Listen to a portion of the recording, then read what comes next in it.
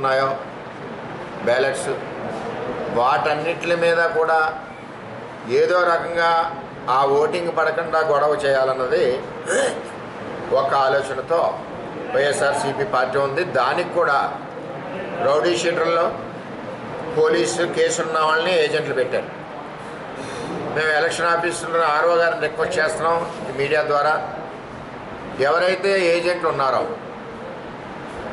వాళ్ళ మీద ఏవైనా కేసులు ఉన్నాయా లేదా అన్నది అది స్ట్రిక్ట్గా ఎస్పీ గారు కూడా కింది స్థాయిని ఎస్ఐనట్టే దానికి బాధ్యం చేసి రిపోర్ట్ పెట్టమని అడగవలసిందిగా ఈరోజే నేను కోరడం జరిగింది.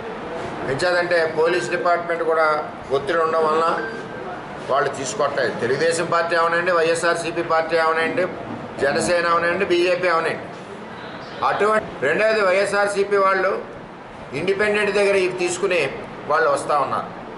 ఇండిపెండెంట్ దగ్గరికి వచ్చినప్పుడు కొంత రూల్ పొజిషన్ ఉంది. వాళ్ళు ఏమి ఖర్చు పెట్టారు ఇప్పటి వరకు ఎలక్షన్లో, ఖర్చు అసలు అయిందా లేదా, ఏమి అవ్వలేదంటే అతను కావాలని వేసినట్లు లెక్క, ఖర్చు అయింది అంటే ప్రజల కోసం వేసినట్లు లెక్క. ఆ యాంగిల్లో కూడా ఆలోచించి వాళ్ళ అభ్యర్థిత్వ వాళ్ళ ఏజెంట్స్ని కూడా రిజెక్ట్ చేయవలసిన బాధ్యత కూడా ఉంది. ఎందుకంటే వైసీపీ వాళ్ళు ఒత్తిడితో జనాలను అక్కడ పెంచి ప్రాబ్లం క్రియేట్ చేసి, అల్లరి క్రియేట్ చేసి, ఆ ఎలక్షన్ కౌంటింగ్ ఆఫీసర్ మీద ఒత్తిడి క్రియేట్ చేసి మరి ఇవన్నిటిని కూడా పోలింగ్ మన ఎంప్లాయీస్ చేసిన ఓటింగ్ ఏదైతే ఉన్నాయో వాటన్నిటి మీద కూడా జరగకుండా చూడాలని దురుద్దేశంతో ఉన్నారు. కానీ అవి జరగదు. ప్రభుత్వం కానీ డీజీ కానీ అందరూ కూడా మరి ఎలక్షన్ కమిషన్ అండర్లో ఉన్నారు.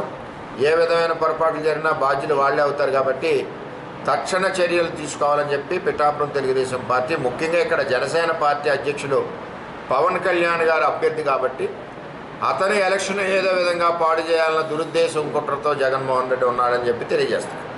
ఒక పవన్ కళ్యాణ్ గారనే కాకుండా ఉమ్మడి తూర్పుగోదావరి జిల్లాలో ప్రతి చోట ఇదే కార్యక్రమం వైఎస్ఆర్సీపీ పార్టీ వాళ్ళు పెట్టుకున్నారు.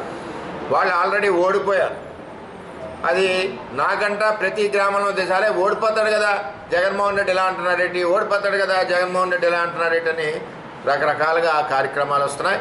ఇక్కడ అభ్యర్థి వంగా గీత గారు కూడా ఇదే పరిస్థితుల్లో ఎవరు గట్టిగా గొడవ పెట్టగలరు, ఎవరు లావుగా ఉంటారు, గొడవకి ఎవరు నిలబెడతాడు, ఈ క్వాలిఫికేషన్ అంటే చదువు సంఖ్య లా ప్రకారం అక్కడికి వచ్చి వేయడానికి అవి ఆలోచించట్లేదు.